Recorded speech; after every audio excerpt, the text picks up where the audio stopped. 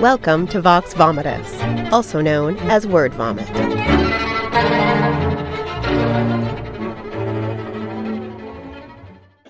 Hi, everybody. Welcome to our episode of Vox Vomitus.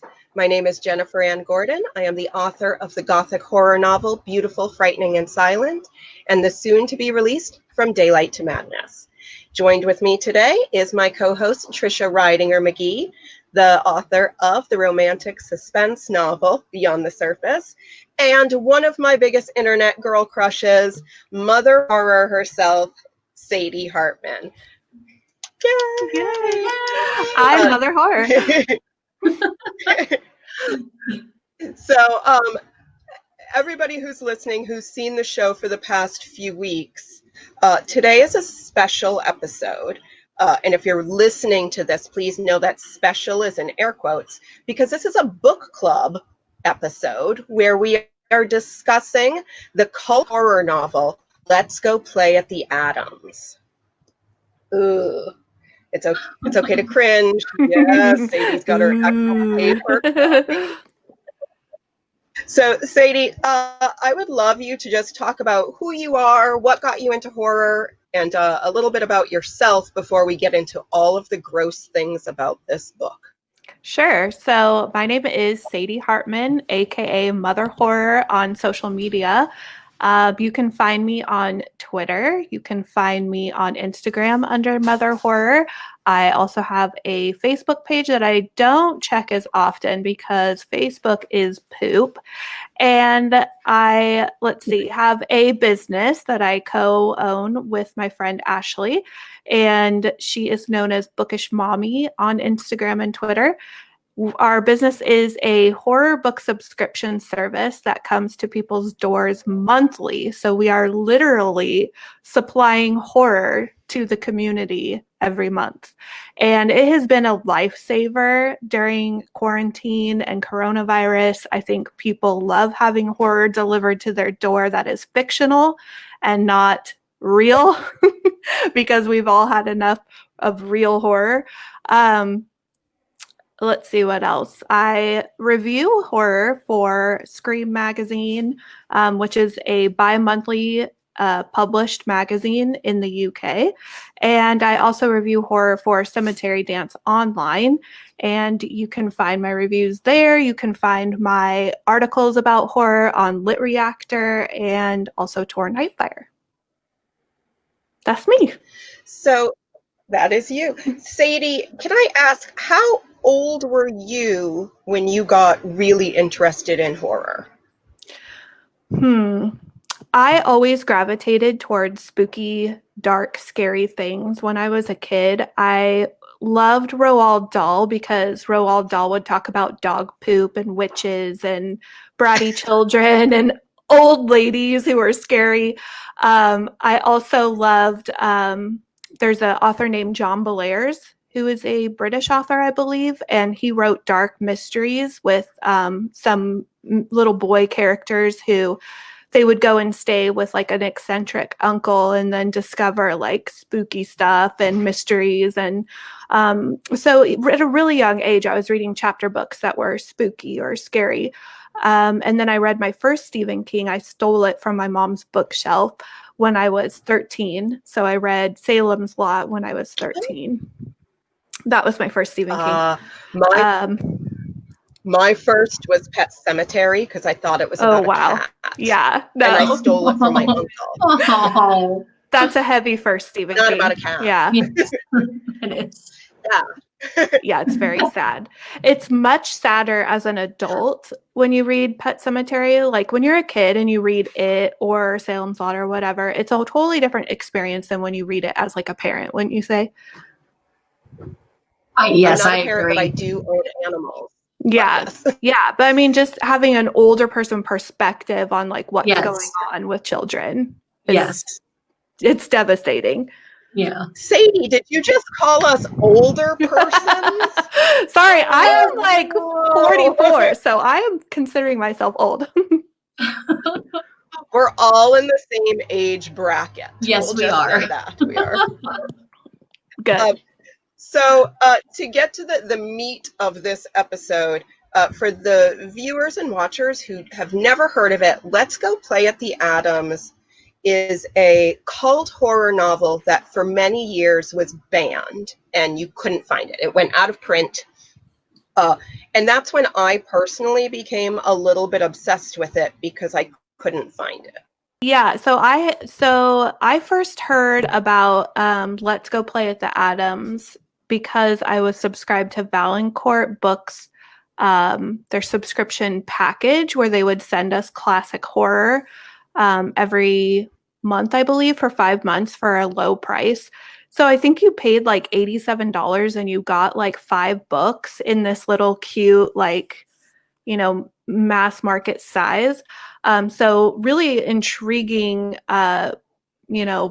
package deal that they had going on, and I had to have it. So this book actually came out in their second round. Wow. Yeah. So the first round was 5 really great titles, and then this was like the third or fourth book in the second round, and I did both. But it's part of that Paperbacks from Hell series, which is why Grady Hendrix does the forward. So that's how I've been putting it off, to be honest. So when you said, let's read it, I was like, okay. Yeah, sorry. Thanks, Jen. Thanks. I know. I made one of our co-hosts not be on the episode because it was so gross. So Trisha, you read this book years ago. Years ago. It's not quite. Yeah. No, I used to. Right. I would get books at old bookstores and yard sales, and I came across it then, and I remember reading it because I was young and you just don't know what you're getting into. I mean, I was a teenager and everything, but it definitely stuck with me. So I didn't really venture a try to get the book now because it stuck with me, and I wasn't going through that again. It was once was enough. So the details are a little foggy for me, but I did read it the whole way through, and I've done some research, this past week on it. I mean, the cult fascination with it, that fascinates me, that people are so like obsessed with this book now. I'm not sure if it's just one of those out to shock, writings that people seem to gravitate toward. But yeah, it surprised me to hear that there was a cult following. And if you go online and look, there definitely is. This book has been mentioned in other books, and like The Abyss mentions this book. It doesn't mention it by name, but the author did confirm that was the book he was talking about. And it's fascinating how he used the book. Oh. So, yeah. Well, so I think we need to get into the nitty gritty of this. I don't know. We're just going to say, viewers, listeners, we are going to give you spoilers, and this is for your own safety. I got 3/4 of the way through the book. Sadie, you got what, about half? Yeah, I got halfway through the book. I think I tapped out around 127 pages, and this book isn't long. It's about 250, 230. Right. Yeah. Again, viewers, listeners, Sadie and I did kind of keep some reading journals, and we were able to buddy message each other during our reading process. So today we'll probably be reading a couple of our entries. Usually they're just one line, probably in my case, one line of what the bleep word is happening. Yeah. And for people who don't know, the premise of Let's Go Play at the Adams is a babysitter who is caring for children while their family is away in Europe gets chloroformed and tied to a bed, and then the children of the neighborhood, quote unquote, do things to her. So there's that. So as you can imagine, as women, we're very comfortable with that scenario. I mean, just on the face of it, just the description of the book and like the synopsis, hearing you say what it's about, I've never even heard of a real story besides, the one that The Girl Next Door was based on and the one that Trisha mentioned before we went live. So there is like one situation, but I mean, this isn't like something really common that happened. So I'm kind of curious as to what made the author like, if it wasn't based on that, what made the author be like, hey, this would be good grounds for a story? So when I was reading it, I guess when I read the synopsis, I thought it was one family of children torturing her. But then when I started reading the book and I realized it was like a neighborhood of children, Yeah. it seemed, I would hope, unrealistic that there would be an entire neighborhood of sociopaths in suburban Maryland in, I think, the 1960s is when this is based. Yeah. And he wrote this in 74. So, I was not even born yet. So if this was written in 74, then the racism and misogyny is even worse than I thought it was. Yeah. Right. Yeah, right.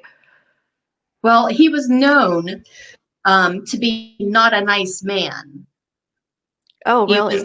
Yes. His family members that were interviewed, I mean, this is just hearsay. He died 2 years after that book. That's right. I did hear that.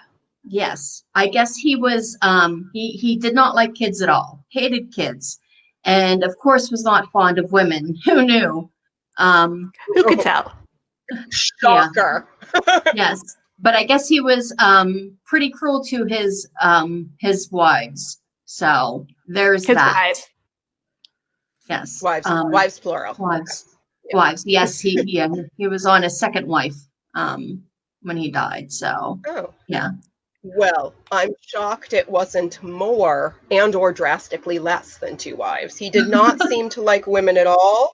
And I feel like most of my notes, I tried to stay away from the torture-y stuff and just go straight to how terrible he was to women and immigrants. So, Sadie, why don't you tell us some of your first impressions of this book? Yeah, absolutely. You can read your notes. I mean, starting right off at the beginning, my notes do say, by page 15, so there's not a huge setup here. There's very little character development. And by page 15, she is tied up to the bed. So she kind of does this weird psychoanalysis of the children a little bit, like before page 15, before she's tied up. She kind of like has this introspective monologue running through her head where she kind of introduces the kids for the readers and is just like, oh, here's John, he's kind of like this, and here's this Cindy, and she's like this. And so there's like, I think 3 kids from the same household, and then there's like a neighborhood cluster of like 5 kids that they play with that kind of come in and are introduced later. So my first note is, oh, wow, here we go, page 15, she's already tied up. And then by page 26, I said, the fact was that until today, none of them had ever seen an adult human made helpless. While it affected each differently, it carried a common meaning for them all. So I think right in page 26, he's setting up for us kind of that Lord of the Flies vibe where it's like, what would happen if kids were left to their own devices and took the authority figure and tied her up and, could have some freedom? And I think that's what the initial story is about. And it's actually kind of boring, to be honest. I was bored. So, I was also very bored because the writing wasn't great. And my initial notes are, my first note is, oh, page 15, she's already tied to the bed. So similar. And then, and then she refers to herself. So this is poor Barbara, the tied up babysitter. She refers to herself as not being the thinking type. So that was bothersome to me. Yeah. Well, she's a woman. She also she's a woman, she referred to herself again as she was intelligent enough, but too sensitive. Yeah, she does have a really low opinion of herself. She does. And she also talks a lot about how, so the character of Barbara is in college to become a teacher, supposedly. But at one point, about halfway through the book, she talks about how she was really only in college to meet a husband, and teaching was just something to pass the time, which is, sad and gross. Yeah. I also have a note about one of the kids saying, "I love pretty feet." Oh, yeah. And then my note after that was, "How do you make this book worse? I know, add a foot fetish from a child." Yeah, that was really unseemly. That was and gross. I'm out. And at that point I thought, can I keep reading? And I think I was only on page like 24. Yeah, I had a similar reaction too, where it was just like, do I really want to go here? And it was basically, let me see, I'm going to fast forward here. By 73, she refers to herself as Sexy Barbara. Sexy Barbara. As soon as Sexy Barbara, also, okay, let me back up a little bit. First of all, after she's tied up, okay, she starts having an imaginary conversation with an old childhood friend or somebody that she knew in college. I have no idea what the relationship is, but she starts having an imaginary conversation with Terry. And Terry is sort of like this person that it's almost like the author needed a literary device for her to be able to like give us some info dumps. So there's some info dumps through this imaginary character named Terry. And I was annoyed with it from the beginning. And then she starts talking to herself. So there's normal Barbara who's tied up and tortured and needs to go to the bathroom and needs a drink of water. And she's just terribly distraught. But then she thinks one of the tactics that she can use is to sexually charm John or Paul, the older boys, and she refers to herself as Sexy Barbara. And she doesn't think she's very good at it because she's a virgin. Yeah, she's not good at it. That part made me cringe and scream inside so much because they didn't say it, but there was this subtext of Sexy Barbara that almost didn't mind being tied up and tortured. And then I'm jumping to almost the halfway mark when Sexy Barbara / Barbara she is sexually violated by one of the boys, and she says, and I quote, "If it was my fate to be raped, I am so glad that it was at the hands of somebody I knew who was almost caring and kind." How sick. That is so. I texted you, Sadie, at that point and said, I don't know if I can keep going. And I didn't go on for much longer. But I was so upset with that because it didn't make sense to me as a woman or human. Yeah, no. And further along in the story, and I only am hearing this because I actually read some reviews because I did want to see what ended up happening without actually really reading it. And someone said that there is a portion where after she is raped by John, she actually, because she was a virgin and she kind of like guesses that she's going to die, she starts thinking that maybe she would enjoy the next sexual escapade. Yes. Like, so she actually tries to enjoy her second rape. They call it her survival mode. I'm sorry, that's not survivor mode at all. No. That's not, at least, no, that's not. I mean, it falls into that weird misogynistic sort of author trope where it's like not the girls deserving to be raped, they're not going that far, but it's part of their rape fantasy where the girls are actually into it. Yes, right. That's not survivor mode. That's just very, very sick. author. So, Yes. it's the fantasy that, it can start out bad, but then at the end of the day, if she was a virgin, she's going to somehow imprint on her abuser. One of the abusers was not, at least he was nice enough. One of the abusers that tied her up, putting her captive, at least it was a nice one, Yeah. And she does talk a lot about his broad shoulders, and he's handsome for a 16-year-old. And if it was like a different time or place, maybe things would be different. I'm like screaming in my head reading that.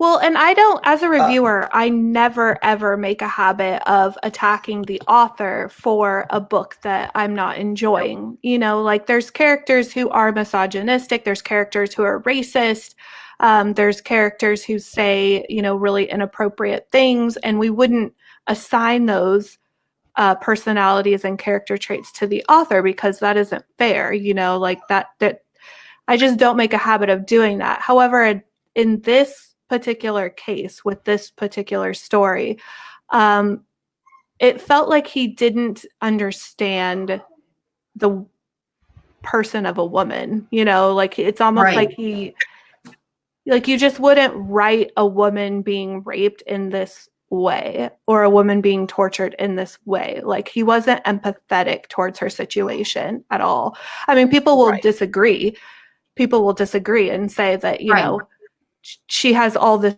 inner monologue and turmoil, and it was very heartbreaking, but not in the same way that the girl next door was. Jack Ketchum's The Girl Next Door. I had to tap out of that one because it was too emotionally tied to that particular character. Like it was too close. It was too resonant. Like I understood it at too, it was too, like I felt complicit and almost guilty in reading it because it was so real. This didn't feel like that. So this does not feel real. It feels disgusting, and I felt wrong reading it. But it never felt real because there's another moment, again, maybe almost at the halfway mark, where she's already been raped and tortured, and she's looking at the older girl, and Barbara, the tied up baby, thinking, would it kill her to do her hair better? She would be more likable if she was prettier. And just as women, if I had just been raped and I'm tied up to a bed and I'm being tortured by a group of children, I really wouldn't be criticizing another woman's looks. Right. That and hair at that moment. No, that's that character you're talking about, named Diane. Is that correct? The older girl, Diane. Yeah. And she is a really unbelievable character because, again, I'll bring in the Lord of the Flies. The magic of Lord of the Flies is that all the boys kind of go through like a transformation, and they have this like moral code. And some of the boys decide, like, let's test and see what's going to happen when there's no authority to stop us. And there's just this natural progression. Whereas Diane, she is just indifferent towards the whole situation. It's like, here's a woman who is being raped and tortured and harmed in all kinds of ways, and she's completely indifferent, has like no emotional response to it all other than just cruelty for cruelty's sake. And it's like, wouldn't a parent kind of realize that their child is a sociopath? I mean, she's like 16 or 17, that character. Yeah, she's the closest in age to tied up Barbara, and she's the older sister of the boy with the foot fetish. So I feel like the parents in that house have either checked out completely because they don't know that two of their children are actual monsters. So it made no sense to me. Yeah, Diane's character made no sense to me either. No. But apparently her hair was very bad because they talk about that a lot. They talk about her hair being bad more than they talk about the emotional impact of tied up Barbara being It's really weird. I mean, they talk about, Yes. I'm not really sure either if it's Barbara that's being described or Diane, but they talk about, like, the narrator talks about how flat-chested she is as well. Oh, I think that's Diane. Yeah, so Of course, Diane, it's Barbara, Diane. Yeah. of course it's Diane. Of No course, wonder it's Diane. she's so mean. Yeah, she has no boobs. No wonder she's torturing she can't beautiful be Barbara. nice. Right. well, how interesting is this then? Because if that's the case, if Diane, who is the plain Jane, okay, and also here's Barbara who's tied up, like, there's kind of almost this feeling that Barbara is innocent and pure in the sense that she is good. She was like their helper, their babysitter, their playmate. Like, she took them swimming. She was kind to them. She was good. And she's the victim. She's the one that's being tied up and victimized and stuff. And here you have Diane, who doesn't have a relationship with these kids, who has played cruel games with them before. Like, this is all just sort of like a reenactment, an extension of a weird game that they've played before, according to, like, 9-year-old character Cindy says that this is something they've done before. So I'm a little bit confused as to why they pick Barbara if it wasn't on the author's intention that it would be more of a story if we have a good person being victimized rather than, somebody who like Diane, who would probably be targeted because the kids didn't like her. Nobody's nice to Diane. No, Diane doesn't even talk to them. Nobody likes Diane. Diane is she's bossy. She's the eldest. She's homely. Every character talks about it, how homely she is and how mean she is. Well then, so yeah, none of this makes sense. Yeah. Another thing that doesn't make sense is that two of the characters who are brother and sister are called Bobby and Cindy, and I just like the Brady Bunch thing. Oh, I know. In my head together. Yes. Like, I could barely read it. I'm like, Bobby and Cindy would never chloroform. They would never chloroform Alice. I've never thought of that. It's all I could think about. That's hilarious. It's all I could think about until so I think, Sadie, you did not get to the part where so this book is incredibly misogynistic, and then at the halfway mark it adds in racism to make it a trifecta of all the things that make me put down a book, which is why I ended up putting this down.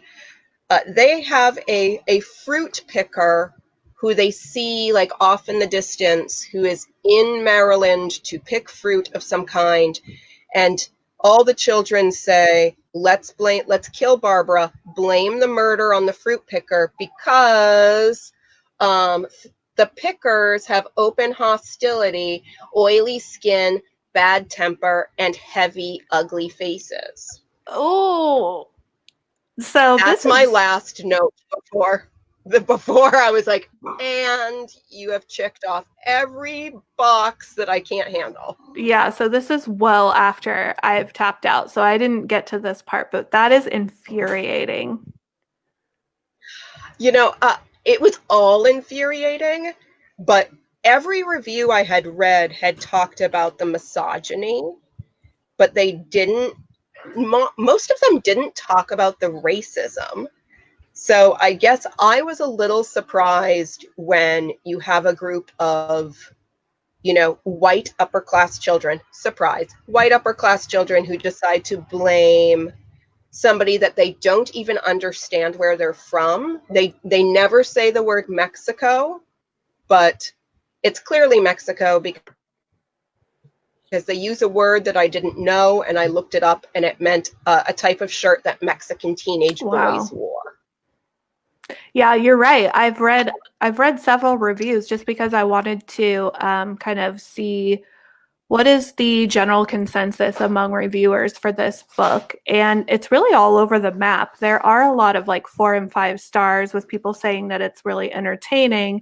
And like I mentioned earlier, I was like, I'm a little bit concerned when people say, like, oh, I was really excited to read this book because of the hype. And to be honest, it's not as disturbing as people say.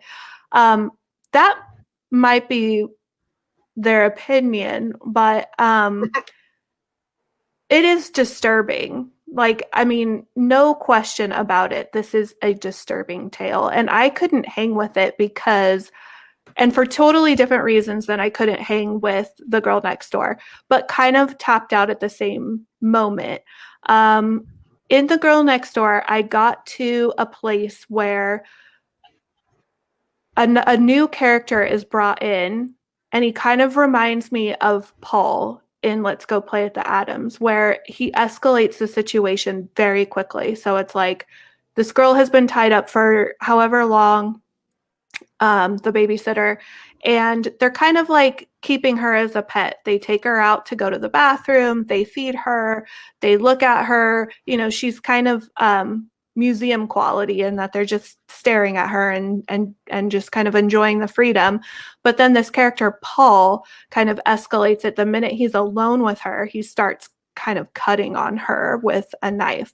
And that was when I was kind of like, this is that torture porn that I'm uncomfortable with. So really shortly after, she gets raped by another character named John, and that's where I tapped out. And in The Girl Next Door, it's almost the same situation for me, where it's like I was very engaged all the way up until the part where a character is brought in, a neighborhood child, who escalates the situation very quickly. And that's where it's just like, this is not entertainment for me. I don't get off with this. Like, Right. I enjoy character-driven horror as much as the next person, but this is something extra that makes me feel uncomfortable. And I'm not judging other people who it doesn't, like plenty of people who finish it for the sake of finishing it. But for me, that's just a boundary. I think it's, and I very rarely say anything bad about a writer. As a writer, I hate it when people say bad things about me, but it can be lazy writing when you are doing something that has no character development, that's just for shock value. Exactly. Like in Let's Go Play at the Adams, Paul, John, all of them, there is no character development. There's no reason why the kids hate adults so much, other than one paragraph, I think in chapter 2 or 3, where they all talk about how bored they are. And I feel like we've all been bored, but we haven't all up a babysitter and with like chloroform, tied her up, knew how to tie sailor's knots, all of this elaborate stuff. I don't like writing for shock value alone. No. I love horror, obviously, and I love shock, but it needs to be, I think it has to come from something that's incredibly emotional, either with the characters in the book or the reader, and this did not have either of those. Yeah, agree. And also in The Girl Next Door, that was kind of the difference there too, was there was a main character, a boy, who felt very disgusted and very like conflicted about everything that was happening to the girl, which made it even that much harder to stomach because he was so emotionally conflicted and disturbed. And so it made it, reading it, like really difficult. Whereas in this one, like you said, it was all just for show. There wasn't any character development. There wasn't any character other than like Bobby, maybe a little bit, who a little bit Bobby. a little bit. But I mean, not enough to where I was like believing it. And if I can't believe it, and if I can't emotionally invest in it, there's no purpose in it for me. And that's what this book was. It's sort of like eating a really shitty Twinkie when you're on your diet and you're like, is this worth cheating on my diet? This is a crappy excuse for a dessert. But if there's, tiramisu, I will gladly spend the points on tiramisu because it's worth it. This was not. This was definitely not tiramisu. This was not even an actual Twinkie. It was like a gas station generic Twinkie. Yeah, agreed. That's called something else like yellow log. And you're like, I guess it'll be as good. No, not even comparable, unfortunately. So Trisha, you did research on this, and I know we're kind of running out of time, but I do want to get to this. You did research. You know the ending of this. So viewers, listeners, if you still want to read this book, I wouldn't recommend it. But if you don't want to know the end, I feel like you know the end. There's only one way this can go. Trisha's about to tell us what the end is. Sadie and I don't know, but we do know. Yeah, we did. I looked it up too, but let's let Trisha. Let's let Trisha There's tell only us. one way.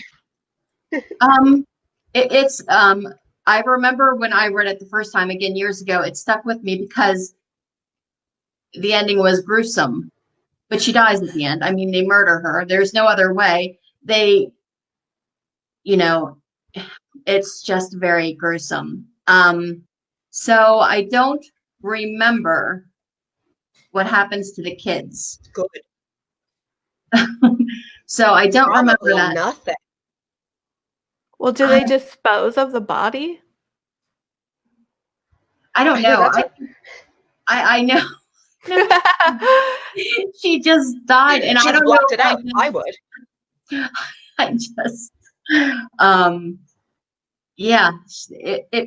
It got kind of gruesome because I remember throughout the book thinking the writing was boring. The writing was and it seemed to just kind of explode in this almost trying too hard sort of fiasco. Where it just got a bit much to read. And I mean, I can read a lot, I can read stuff that can, but this was a bit much. So I don't know if I just kind of tapped out after that, but I don't remember what happened. Again, this was when I was a teenager, so that's decades ago. Yeah, that's a long time to try to remember like exact details about the story. Yes. And I'm sorry I even wanted you to remember it. I'm mainly concerned about the poor fruit picker that they kept saying they were going to blame this on. This fictional fruit picker who has no name, was never named.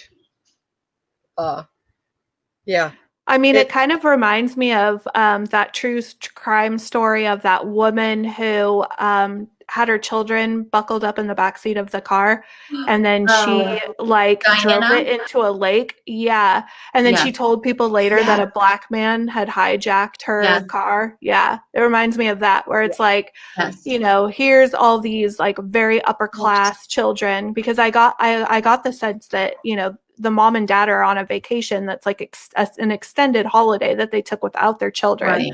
And then they had the means and the money to pay for, she's 20, this college age student to watch their children.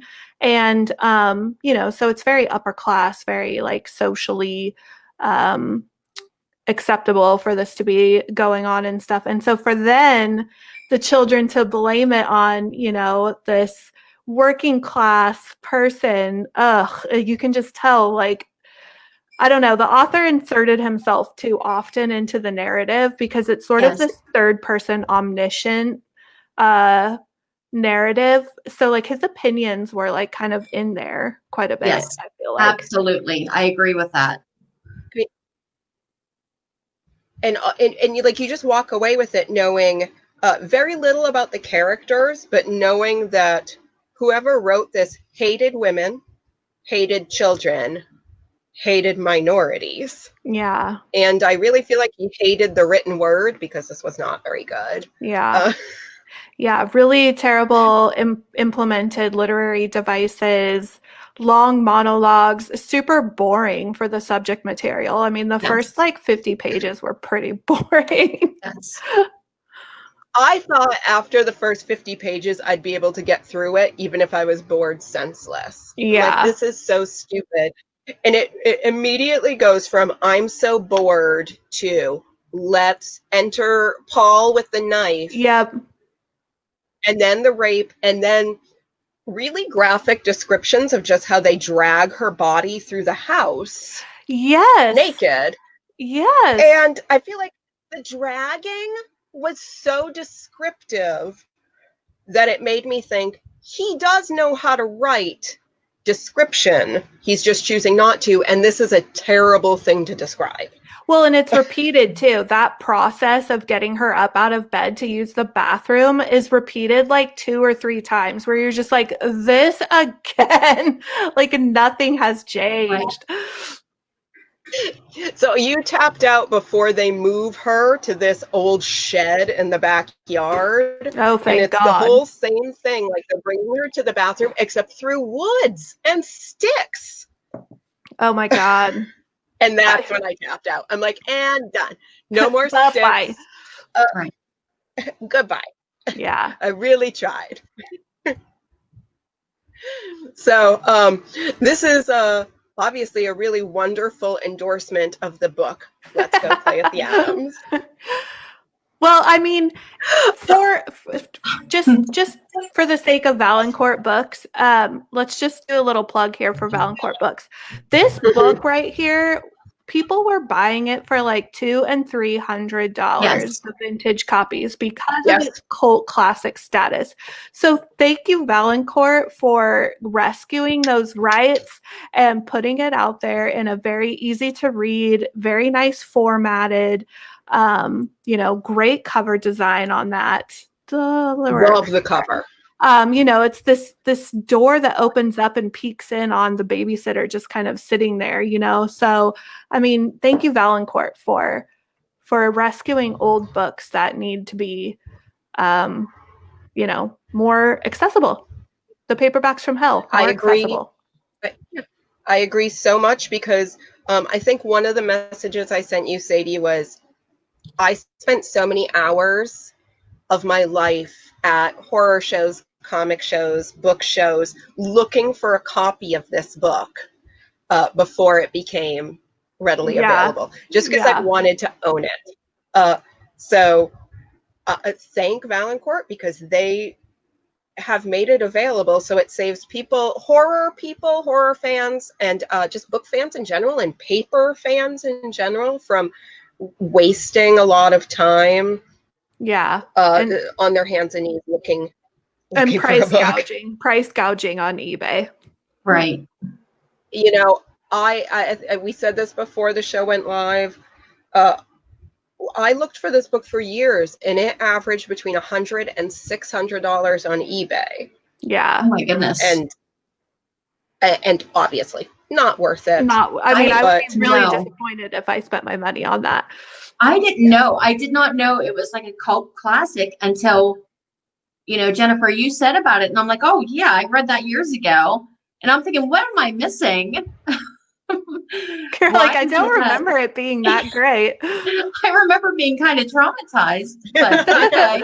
But I'm thinking maybe, I was young, maybe I was missing something, but no. Nothing to see here, kids. No, there's nothing. No. I will say I'm thankful we did this social experiment, because we were allowed to talk to you, Sadie, and that's great. Yes. And thank you so much.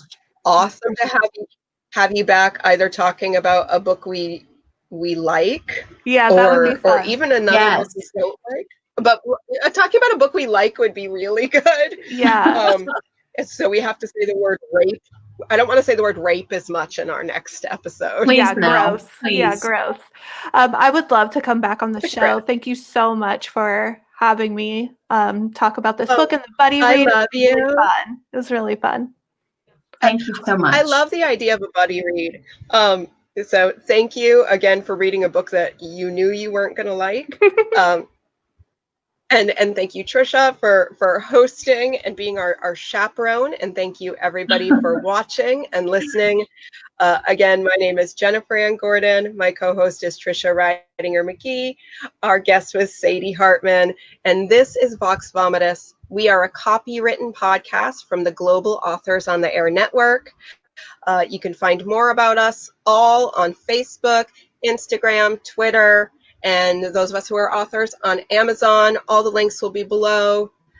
And next week, we have USA Today bestselling author and Kickstarter genius, Russell Nohelty. So I am incredibly honored to have him, and we will see all of you next week.